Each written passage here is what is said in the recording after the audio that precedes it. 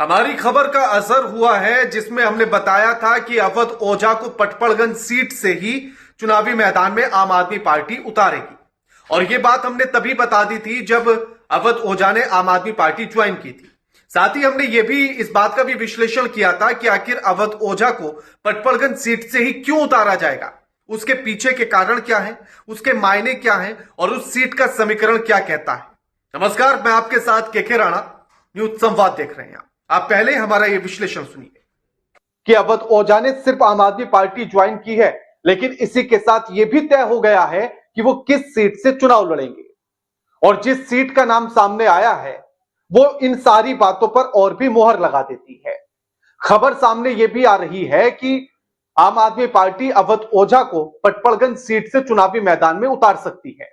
और यह पटपड़गंज सीट वही सीट है जिससे शुरुआत से लेकर अब तक लगातार मनीष सिसोदिया जीतते आ रहे थे।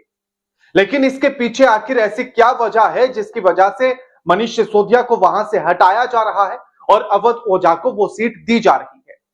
तो इसके पीछे के भी तमाम राजनीतिक कारण हैं। अब इसके लिए सबसे पहले तो आपको उन आंकड़ों पर एक नजर गड़ानी होगी कि मनीष सिसोदिया पटपड़गंज सीट से जब जीते तो कितने कितने वोटों के अंतर से जीते, और जब 2020 में चुनाव जीते थे तो वोटों का अंतर कितना था, और क्या वही अंतर मनीष सिसोदिया के लिए संकट की घंटी तो नहीं बजा रहा है। और पटपड़गंज सीट से ही आखिर अवध ओझा को चुनावी मैदान में उतारने की आम आदमी पार्टी ने सोचा क्यों है। तो उसका बड़ा कारण यह है कि पटपड़गंज सीट पर सबसे ज्यादा जो आबादी है वो पूर्वांचल के रहने वाले लोगों की या फिर उत्तराखंड से आने वाले लोगों की है। अब ऐसे में मनीष सिसोदिया के बाद सबसे फिट चेहरा अवध ओझा ही है, क्योंकि अवध ओझा भी गोंडा के रहने वाले हैं, यानी कि पूर्वांचल के रहने वाले हैं। और पटपड़गंज सीट पर पूर्वांचल के लोगों की संख्या सबसे ज्यादा है। अब ऐसे में उस तरह से वोट को इधर आकर्षित किया जा सकता है, शिफ्ट किया जा सकता है। साथ ही वो जिस तरह से शिक्षा के क्षेत्र में उन्होंने काम किया एक शिक्षक के तौर पर, और साथ ही उनके यूट्यूबर और उनके पढ़ाने के तरीकों को लेकर, साथ ही जो करोड़ों युवाओं का प्रेरणा स्रोत भी उनको माना जाता है, तो उसके आधार पर युवा भी उनकी तरफ शिफ्ट हो सकते हैं। अब एक नजर उस आंकड़े पर भी दौड़ा लीजिए कि किस तरह से मनीष सिसोदिया के जीत का अंतर कम हुआ या बढ़ा। तो जब 2013 में चुनावी मैदान में उतरते हैं मनीष सिसोदिया तो 11,000 वोटों से पटपड़गंज सीट को जीत लेते हैं। उसके बाद 2015 में जब फिर से चुनाव होते हैं तो यह जीत का अंतर और बढ़ जाता है और 28,000 वोटों से जीतते हैं। लेकिन जैसे ही 2020 का चुनाव लड़ते हैं तो जीत का अंतर महज 3,000 रह जाता है। यानी कि इतने बड़े नेता को एक मामूली सा अंतर 3,000 वोटों का अगर देखा जाए तो। दूसरी बात, मनीष सिसोदिया पर जो आरोप लगे हैं शराब घोटाले को लेकर और 17 महीने जेल में रहने को लेकर, वो बात एक अलग है कि आम आदमी पार्टी चाहे कितनी भी बातें क्यों ना करती रहे, चाहे उसे कथित घोटाला कहती रहे, लेकिन उसका एक बुरा इंपैक्ट आम आदमी पार्टी पर पड़ता हुआ नजर आता है।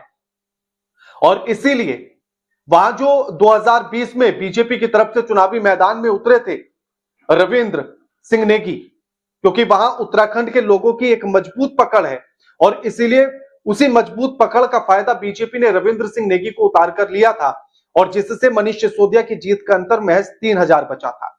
अब ऐसे में जब मनीष सिसोदिया जेल चले गए थे, 17 महीने जेल में रहे, तो ऐसे में मनीष सिसोदिया की छवि को तमाम डेंट लगे और बीजेपी ने इसी मौके का भरपूर फायदा उठाया है। बीजेपी ने पटपड़गंज सीट पर अपनी जमीन को मजबूत किया और मनीष सिसोदिया जब जेल के अंदर थे तो ऐसे में पटपड़गंज सीट के सभी लोगों के तमाम काम और उस क्षेत्र के विकास के तमाम काम रुके, जिसके लिए बीजेपी ने लगातार उन सारे मुद्दों को भुनाया और बीजेपी वहां मजबूत हो गई। अब एक तो जीत का अंतर महज 3,000, अब ऐसे में जेल जाना, उसके बीच में काम ना होना, तो मनीष सिसोदिया की जो इमेज है वो और भी ज्यादा डैमेज हो गई। अब ऐसे में अवध ओझा को लाना, अब शिक्षा के क्षेत्र में उनका एक अग्रिम पंक्ति में वो खड़े होते हैं एक टीचर के तौर पर, और पटपड़गंज सीट से उन्हें उतारने के लिए इसीलिए मंशा बनाई है कि अगर रविंद्र सिंह नेगी को बीजेपी उतारती है तो उत्तराखंड के वोट अगर उधर शिफ्ट भी होते हैं तो पूर्वांचल के अवध ओझा के नाम पर आ जाएंगे। और दूसरा, युवाओं के बीच में वो लोकप्रिय हैं, तो उस आधार पर युवाओं का वोट भी शिफ्ट होगा। और इसीलिए इस बड़े चेहरे को पटपड़गंज सीट से उतारने की आम आदमी पार्टी सोच रही है। आधिकारिक पुष्टि इसकी नहीं है, लेकिन ऐसी चर्चाएं जरूर हैं। और मनीष सिसोदिया को किसी दूसरी सीट से चुनावी मैदान में उतारा जा सकता है।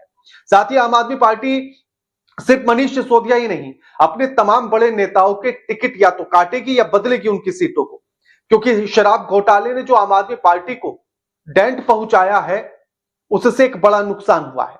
और इसीलिए जो सत्ता विरोधी जो लहर दिल्ली में आम आदमी पार्टी के लिए है, उसे खत्म करने की कोशिश है। और इसीलिए अवध ओझा को लेकर आई है आम आदमी पार्टी। अब दूसरा यह भी माना जा रहा है कि अगर वो शिक्षा के क्षेत्र से है, टीचर है, तो ऐसे में शिक्षा मंत्रालय भी उनको दिया जा सकता है, यानी कि मनीष सिसोदिया से वो मंत्रालय भी छीना जा सकता है। अब आम आदमी पार्टी ने पहले 11 उम्मीदवारों की लिस्ट जारी की थी और उसी के साथ अब 20 उम्मीदवारों की एक और दूसरी लिस्ट जारी कर दी है।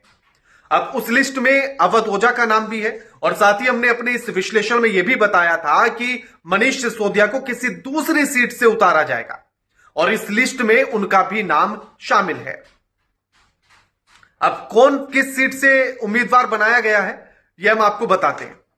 नरेला से दिनेश भारद्वाज, तिमारपुर से सुरेंद्र पाल सिंह बिट्टू, आदर्श नगर से मुकेश गोयल, मुंडका से जसवीर कराला, मंगोली से राकेश जाटव धर्म रक्षक, रोहिणी से प्रदीप मित्तल, चांदनी चौक से पूरनदीप सिंह, पटेल नगर से प्रवेश रतन, मंदीपुर से राखी विदलन, जनकपुरी से प्रवीण कुमार, बिचवासन से सुरेंद्र भारद्वाज, पालम से जोगिंदर सोलंकी, जंगपुरा से मनीष सिसोदिया। और जंगपुरा सीट से मनीष सिसोदिया को टिकट दिया गया है, उन्हें चुनावी मैदान में उतारा गया है। और हमने इस बात को पहले ही कह दिया था कि मनीष सिसोदिया को किसी दूसरी सीट से चुनावी मैदान में उतारा जाएगा। और इसी के साथ डियोली से प्रेम कुमार चौहान, त्रिलोकपुरी से अंजना परचा, पटपड़गंज से अवध ओझा। और पटपड़गंज सीट को लेकर हमने पहले ही इस बात को कह दिया था कि पटपड़गंज सीट से ही जो है अवध ओझा को उतारा जाएगा। और जैसे ही आम आदमी पार्टी उन्होंने ज्वाइन की थी, तो इस बात को भी कंफर्म कर दिया गया था कि वो किस सीट से चुनावी मैदान में होंगे, और वो सीट पटपड़गंज सीट है। और हमारी इस बात पर यह मुहर इस दूसरी लिस्ट में आम आदमी पार्टी की लगी है। और इसी के साथ कृष्णनगर से विकास बग्घा, गांधीनगर से नवीन चौधरी, शाहदरा से पद्मश्री जितेंद्र सिंह, मुस्तफाबाद से आदिल अहमद खान को चुनावी मैदान में आम आदमी पार्टी ने उतारा है। हमारा विश्लेषण और आम आदमी पार्टी ने जो दूसरी लिस्ट निकाली है, उसको लेकर आप लोग क्या समझते हैं, कैसे देखते हैं, हमें कमेंट करके जरूर बताइएगा। वीडियो को लाइक कीजिएगा, शेयर कीजिएगा और चैनल को सब्सक्राइब करना मत भूलिएगा। नमस्कार।